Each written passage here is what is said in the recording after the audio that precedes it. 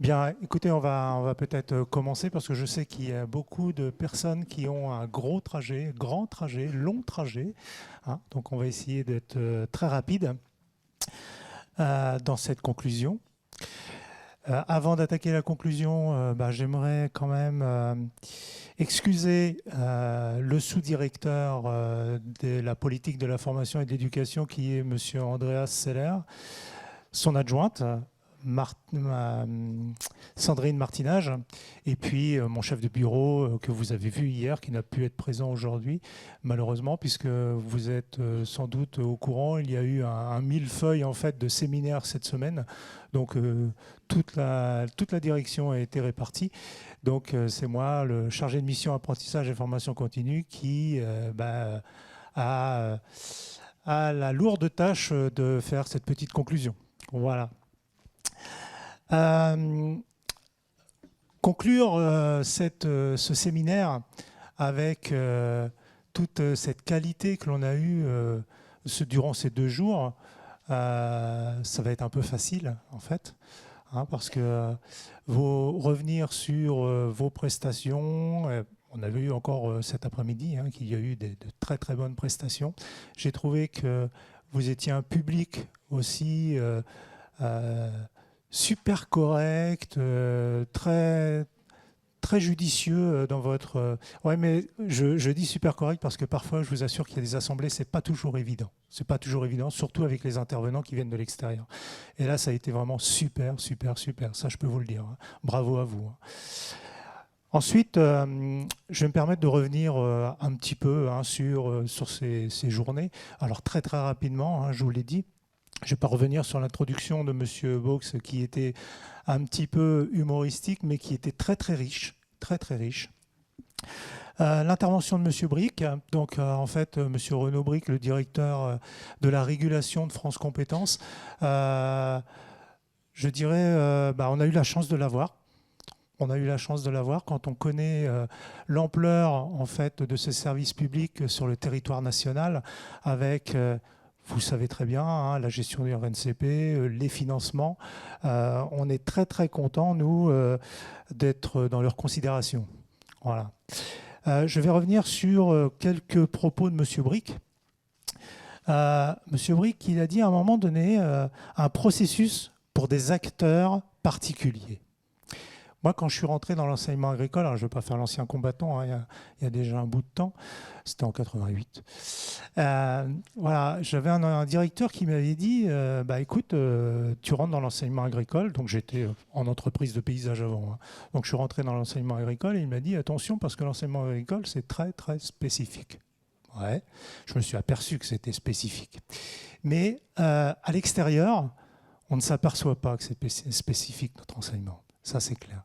Et aujourd'hui, avec cette phrase, un processus pour acteurs particuliers quand on rentre dans un système d'instance d'habilitation, c'est une opportunité pour nous de montrer nos spécificités agricoles. Là, elle est très riche, ça je le sais bien, mais il faut prouver et il faut le démontrer aux autres que notre enseignement, il est particulier.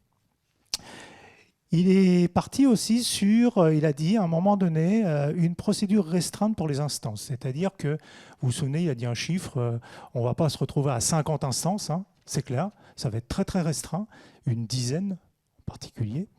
Et pour nous, c'est aussi un avantage, parce que sur le territoire, quand on est très peu, on est plus montré du doigt que quand on est très nombreux. Et puis, il a terminé en disant c'est l'enjeu de qualité fort et durable. Et ça, on partira là-dessus, fort et durable. Après, on a eu une table ronde avec les instances de labellisation. Donc, vous avez compris que nous étions le petit poussé dans ces instances de labellisation, donc la 8e instance. 7 instances avec un profil différent, avec une histoire et des compétences qu'aujourd'hui, on partage. On partage dans des instances qui se tiennent régulièrement toutes les 8 semaines à peu près.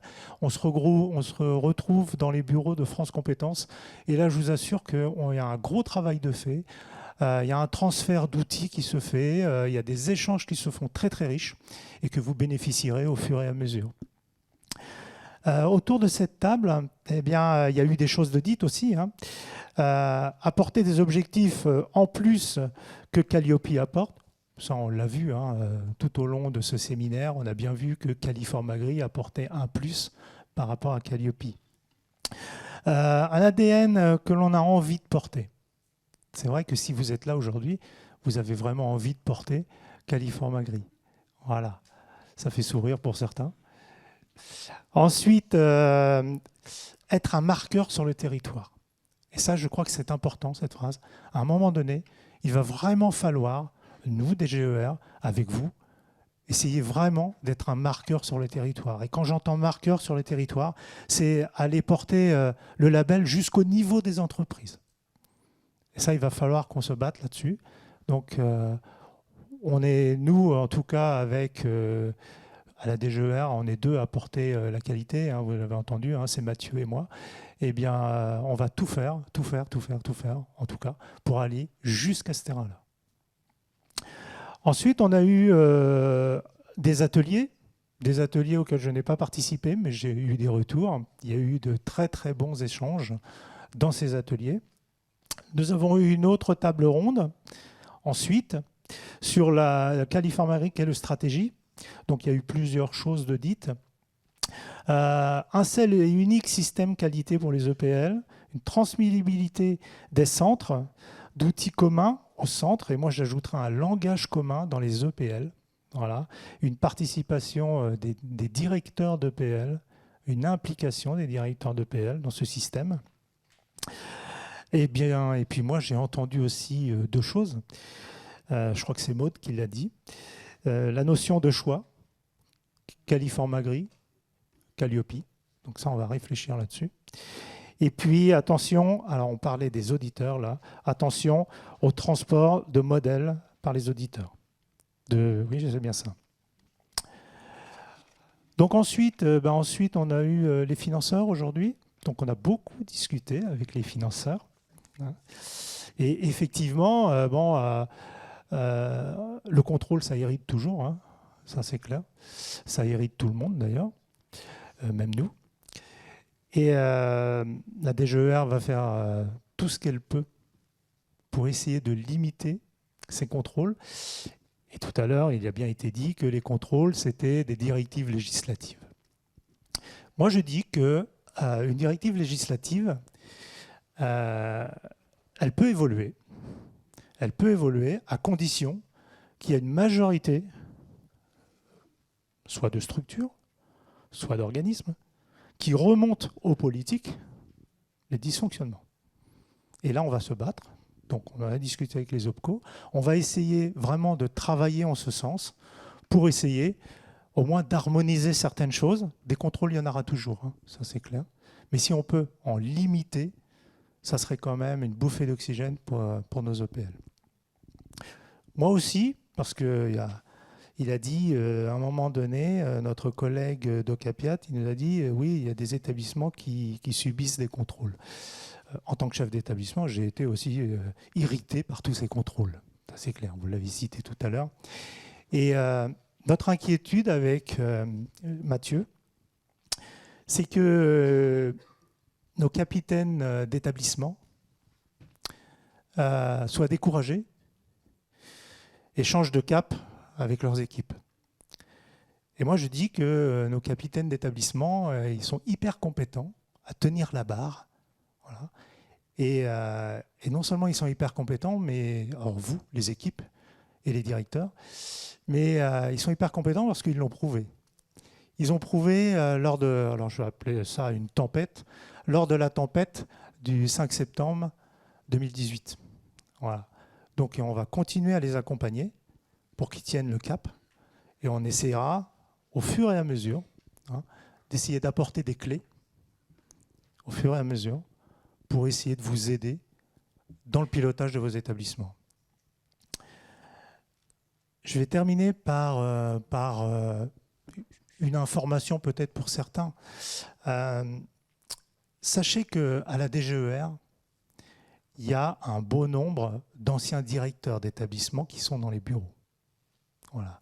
Ces gens-là connaissent le terrain. Moi, ça fait 2 ans et demi que je suis à la DGER, voire 3. On connaît le terrain et on voit les évolutions arriver. Voilà, et on travaille, je vous le dis, en ce sens, pour que nos directeurs sur le territoire subissent pas tout ce... Alors, ils vont le subir à un moment donné, sauf que on va essayer de minimiser les choses. Voilà. Notre travail, c'est ça, hein. C'est ça. Et notre travail, il n'est pas directement avec les établissements. On travaille énormément avec les SRFD, et notamment les chargés FPCA que vous connaissez, hein. Ces chargés FPCA font un travail remarquable. Ça ne se voit pas, peut-être pas, mais je peux vous dire qu'ils sont très très actifs au sein des SRFD et on travaille énormément avec eux. Et normalement, à un moment donné, vous travaillez aussi avec eux puisque vous avez leur retour. Alors, je crois que j'ai fait quasiment le tour, hein. J'ai été très très rapide. Et puis, alors sur Caliform Agri, moi, j'y crois énormément. Ça peut vous paraître bizarre, mais moi, j'y crois énormément. Énormément parce qu'avec Caliform Agri, on peut avoir des avancées.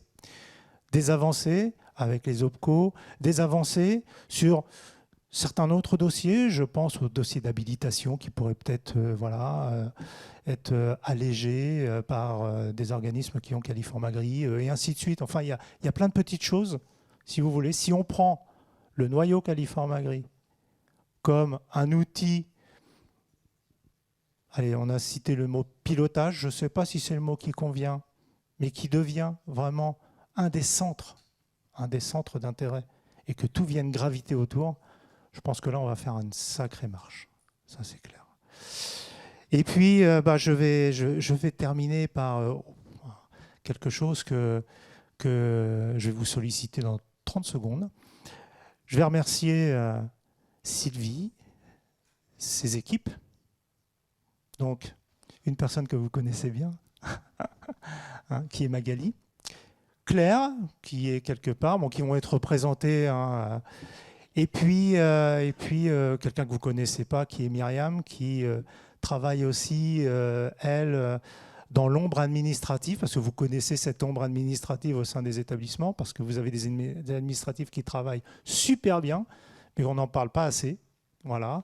Et que Caliform Agri aussi a permis de découvrir ce qu'elles faisaient, ces personnes en administration. Les administratifs des établissements, elles ont généralement créé des outils pour travailler plus simplement. Et puis ça, on ne le savait pas dans les établissements. On l'a vraiment découvert au moment de la qualité, tout ça. Et on s'est dit, bah dis donc, cette personne-là, on a intérêt de la garder, quoi. Ça, c'est clair. Voilà, je voulais terminer par ça. Et puis, en tout cas, je vous remercie beaucoup, beaucoup, sincèrement, en fait, de tout ce que vous avez fait ces 2 jours. Remercier les intervenants, forcément, et puis votre efficacité. Voilà. Et puis aussi, si vous êtes venu ici et si vous avez fait tout ce long trajet, c'est que vous voulez quand même qu'on continue. Voilà. Donc, j'espère qu'on continuera.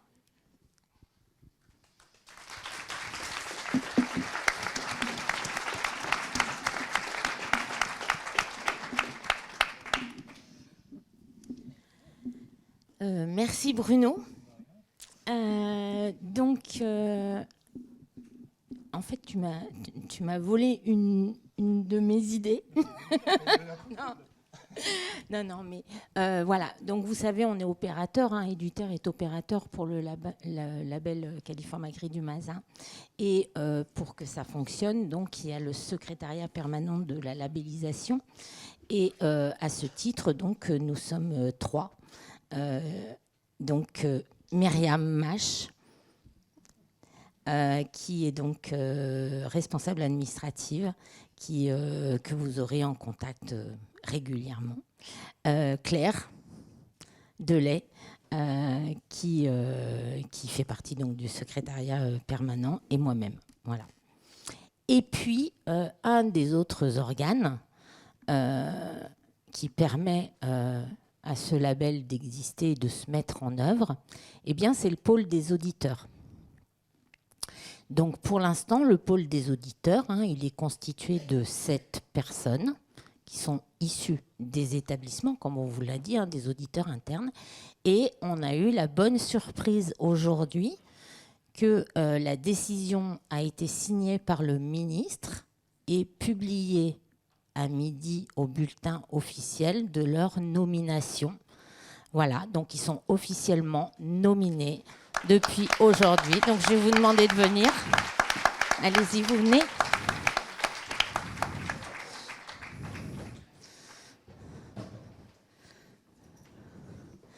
Donc voilà, je vais vous laisser le micro. Donc Patricia Marty, EPL La Pérouse, en Dordogne, Nouvelle-Aquitaine. Donc rebonjour à tout le monde, Aurélien Yvose, donc je suis directeur adjoint du CFPPA de Quetigny, affecté à l'EPL de Dijon-Quetigny, on va dire ça comme ça, ce sera plus simple, et donc nouvellement auditeur.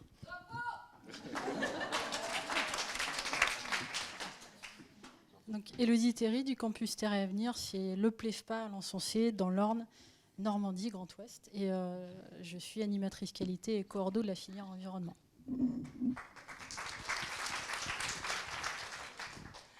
Samia Régnier, donc pour l'EPL-EFPA de la Bretonnière à Chailly-en-Brie. Je suis référente qualité sur le site du CFA de la Bretonnière et donc auditrice. Ravie. Séverine Malingelou, donc je suis responsable qualité du CFA-CFPPA du Loir-et-Cher, donc sur les 3 sites de Blois, Montoire et Vendôme.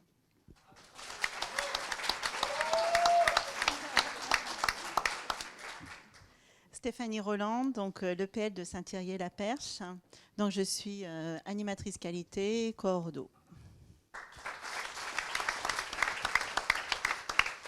Et je termine donc Karine Laplace, donc responsable qualité et communication pour l'EPL de Pau-Montardon dans les Pyrénées-Atlantiques. Nouvelle-Aquitaine.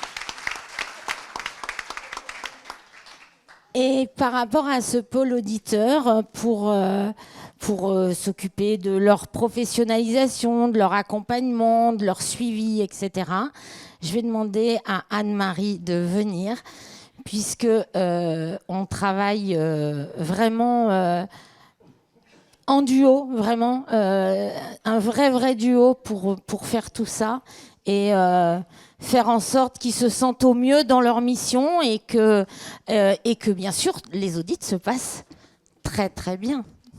Voilà, merci. Bon, je me suis déjà présentée tout à l'heure. Et je voudrais remercier... Ah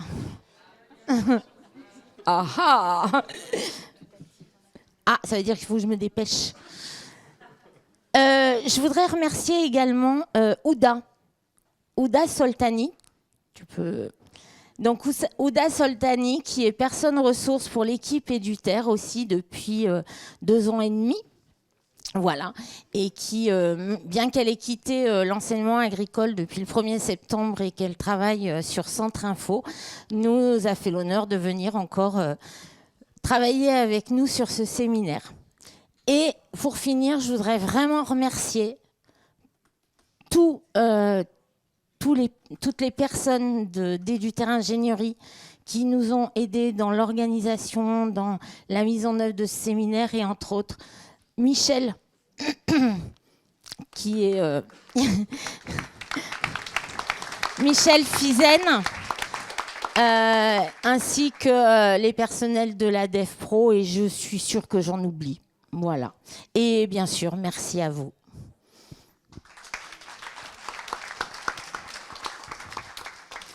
Donc, je ne vais pas trop traîner, juste pour compléter ce que Magali disait, c'est remercier Gaëlle qui a été présente pour nous prendre en photo, poster, l'équipe Web TV là, qui est aussi avec nous et que des fois on chamaille parce qu'on n'arrête pas de bouger et qui nous court après avec les caméras.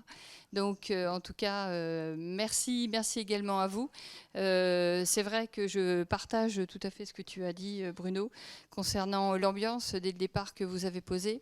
Et donc ce ne peut être que de la co-construction par rapport aux défis et aux enjeux que l'on a à travailler ensemble. Donc je vous souhaite un bon retour et puis à très très bientôt. Alors à travers les webinaires, donc avec l'équipe qui est du coup attachée à mon service. Peut-être je vous croiserai aussi à nouveau sur d'autres séminaires ou d'autres actions. Et bon courage et belle perspective à tout le monde. Merci à vous. Au revoir. Et juste, vu que je ne sais pas m'arrêter, une dernière chose. Dans vos pochettes, vous avez un QR code, c'est comme ça qu'on dit, et un lien. C'est pour l'évaluation du séminaire. On en a vraiment besoin. On a vraiment besoin de votre avis. On est en amélioration continue. Donc, vous avez jusqu'à mardi pour nous faire votre retour sur ce séminaire. On vous remercie d'avance et bon retour.